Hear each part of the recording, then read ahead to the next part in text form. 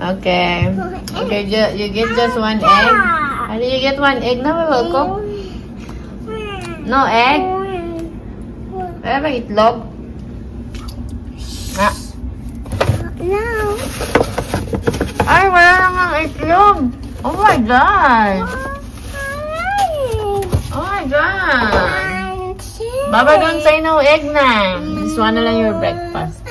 My baby breakfast. Walang egg. Gutom na siya. Yabas? Ah, where's your spoon? Yung fork niya pala. Gutom na yan siya. My baby breakfast. Okay, dadalhin niya na yun sa table. Hindi po dito. Sarili yan siyang table. Ah, okay.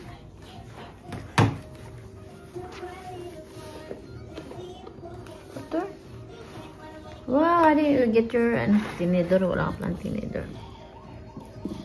Wow. Okay, you clean na. Dahil makalat ang batang ito. Yan yung mga paborito niyang laruin, yung mga beans. Binibilan siya ng baba niya ng ganito mga beans. Kasi milig siya maglaro-laro. Ayun, may sarili din siyang mga lutuan niya. Kalat niya yan lahat. Siya din magwawalis niya. Kalat niya yan. Oh, ito yung paborito niyang libangan. Dumihan ng dingding. Sana siya. Where are you? Asia. Sa kusina. Ay! Inon mo na naman yung oven. No, Asia. Hadina, you clean na? You clean na the floor? It's so dirty. Hadi, it's ew na. Ikaw pa lang nag-uon dito lahat, ha. Hadi, you clean na the floor? It's so dirty. There. Here, oh. Nakalat na talaga pang ranpay na lagi. Hi, mga Inday. Good morning. So, ayan, mga be. Kakarating na natin. Nagatid ako kay Ibibisan nyo sa school. Grabe yung init ngayon dito sa Turkey. Makita nyo sa mga balita. Halos buong Turkey may sunog yung mga bundok. Tapos grabe pa yung mga sunog kasi nga, dahil sa sobrang init. Tapos may heat wave pa. Sobrang lakas ng hangin na yung buga, mainit. Yung borsa, yung kilik-kilik. Nagatid kasi ako ay kuko, tapos tutulak lang ako sa stroller. Sipin yung gano'ng kainit. Agad. Basa yung ulo ko. Liligo ako mamaya bago magsundo sa kanya. Tapos ayun, nasunog yung bundok ng Borsa, Kahramanmaraş, ng Eskişehir, sa Antalya. Ang daming bundok na nasusunog ngayon. Sobrang init yung kusang nasunog lang kasi dahil sa mga sigarilyo din ng mga tao. Alam niyo naman dito sa Turkey, grabe mag sigarilyo yung mga tao dito. Kaya ayun, dagdag pa yun. Kaya nagkakasunog yung bundok nila. Tapos ngayon may na, parang may warning na yung government dito na yung ngayong araw na to, simula ngayong araw na to, yung nararamdaman na init, tataas lalo ng 7 to 12 degree pa. So kung yung init ngayon dito sa Istanbul is 36, 37, so plus 5 or plus 7 pa yung nararamdaman mo. So, isipin nyo yun guys, ang aga-aga. Tapos, kahit naka-on yung aircon nyo, parang alam mo yun, parang hindi nyo nararamdaman gaano. Kahit naka-volume na siya, sobrang lamig, naka-18 degree na siya. Sobrang init pa rin. Malamig dun sa living room. Paglabas ng living room namin, parang hamam talaga. Yung parang sauna sa kusina, sa hallway namin. Ay, grabe talaga. Kaya lalong tataas yung dugo. Sana yung ko guys, nagkakalat ako dito kasi hindi pa ako naglinis. So, ayan yung kusina namin. Diba, linis. Ayan, tatay niya linisin.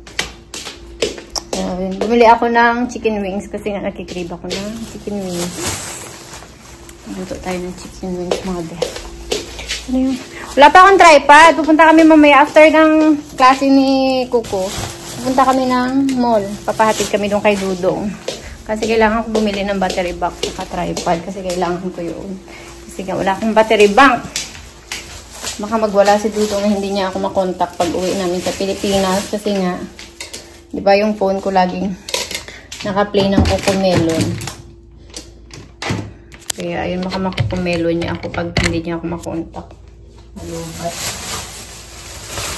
So, kanya may yung ano ko. May yung may. Para kung bahay mga inday. So, ayan, bibili ako dalawang noodles. Kasi nga minsan, pag walang ulam, mahal ng sibuyas nila dito. Ginito. Ay, lang bawang. So, ayan, chicken wings. Pero ito lang yung mga lulutuin ko, guys. Ito lang, ang gusto ko sa chicken wings, ito lang yung mga part na ito yung gusto ko. So, ito lang yung mga lulutuin ko. Mga 6 siguro, 2, 4, 6. Tapos yung iba. Masyado lang kasi marami kong 12 yung lulutuin. So, yung iba, kami yung gabi na para si Coco at si Dudong. Yan. Hiugasan muna siya natin. At i-drain.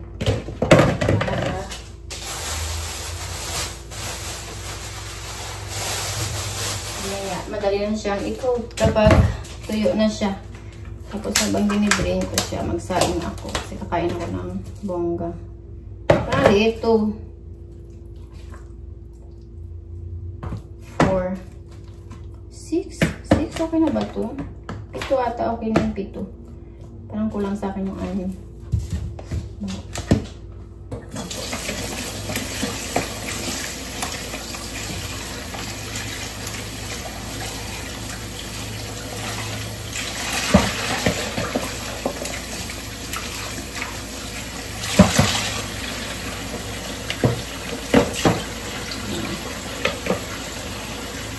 Lagyan ko siya mamaya ng breading mix. Kasi marami akong breading mix dito, guys. Galing sa yung crispy fry na breading mix galing sa Pilipinas. Pinabili ko dun sa friend ko na dumating dito. So, yung natira, mamaya na yan para sa dalawa. Dami na ito. Ano ko na lang. Sobrang init talaga. Grabe. Alam niyo ba, yung in-order kong CeraVe na facial wash, hindi ko alam kung sabi ko na yun sa inyo. Nakaraang vlog. Alam nyo naman, may amnesia tayo.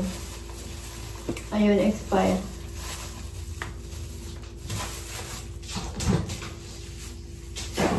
Si Dudong, unti-unti na nagdadrama. Nagdadrama si Dudong ngayon mga inday. Kasi, sana ba yung mga ano po? Ay, yung mga lutuan ko nawawala dito sa channel yung salarin yan lagi.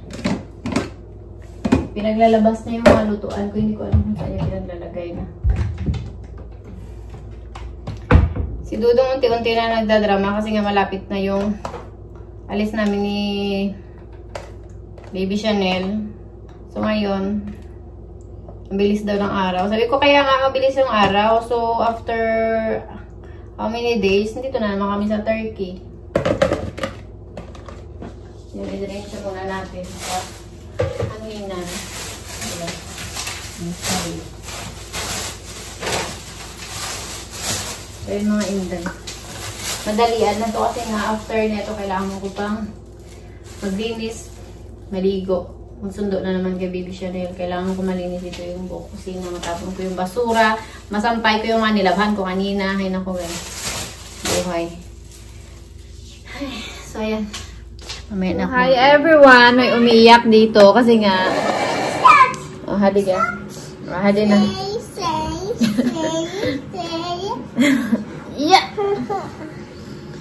Ayan. Kain tayo mga hi guys! You say first hi guys! Wala na, bumanat na siya. Pag alam niya na yung ulam namin is tuyo or dilis, nangunguna na yan siya kagad. Tingnan mo yung nguso niya, may mga chocolates pa. Nangunguna na yan siya kagad sa lamesa. Ayan. Naano ako sa kanya kasi kinakain niya kagad yung ulo ng tuyo. Ay, sorry. I have picture here so you can eat. Good.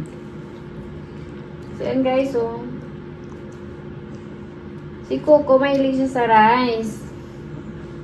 Oh, mahilig siya sa rice. Mahilig siya sa isda. Mahilig siya sa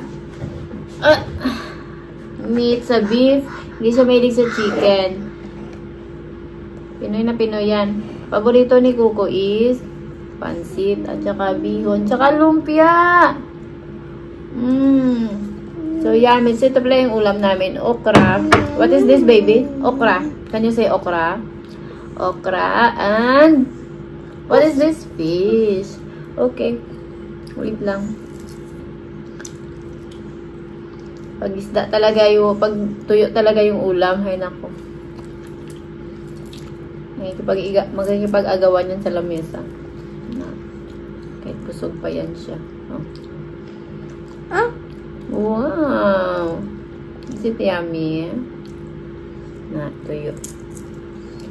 Si Asya na tirador ng tuyo.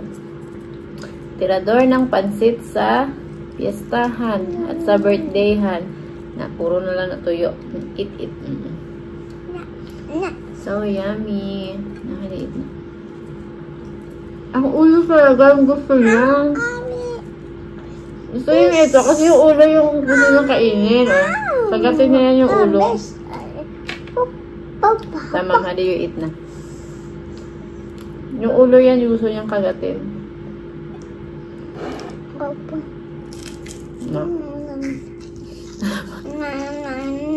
Ito dilis, yung paborito niyang part sa dilis, yung mga ulo.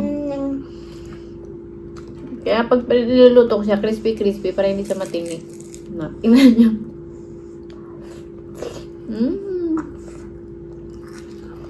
Wala ng ulo. Balik mo na yan. Where's the head? No more head na. Wala ng head, oh.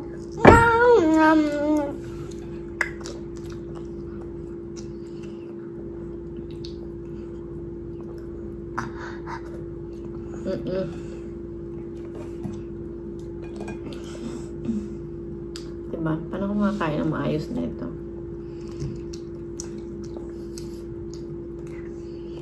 So yummy. Hindi siya pumasok ngayon kasi nga sama yung pakiramdam niya. Pero tingnan nyo naman.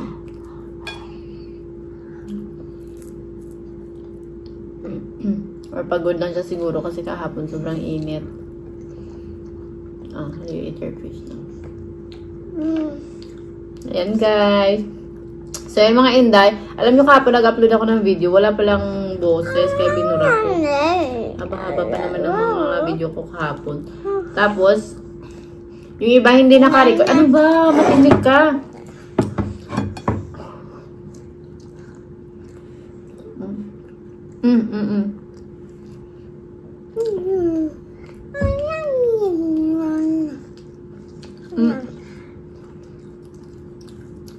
Nahaba-haba ng video ko hapon. Hindi pala naka-on. Ng ano ko hapon, mga kwento ko hindi naka-on. Sige na, mag-voice over na lang ako.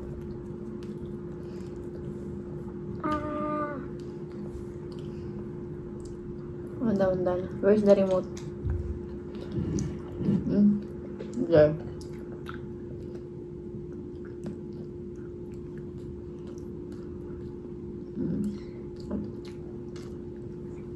See? Get the remote.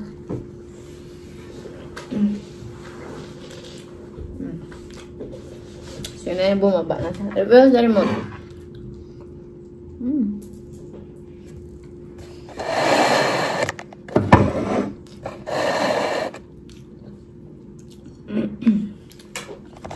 So, yun mga hindi continue. Kulit ni Coco. Adi, where's the remote?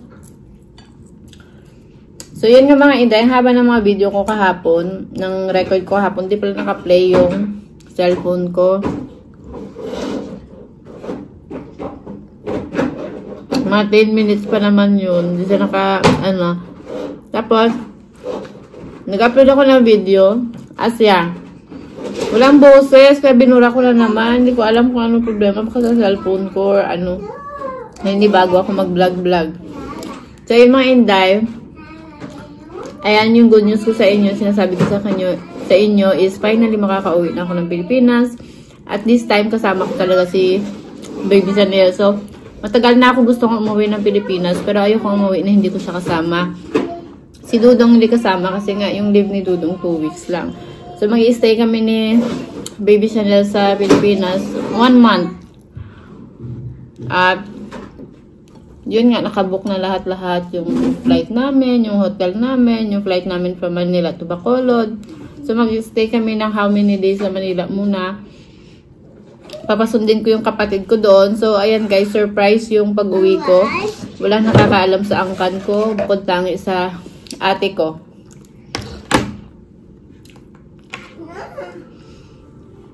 So, voice over na lang natin kasi may nanonood ng TV.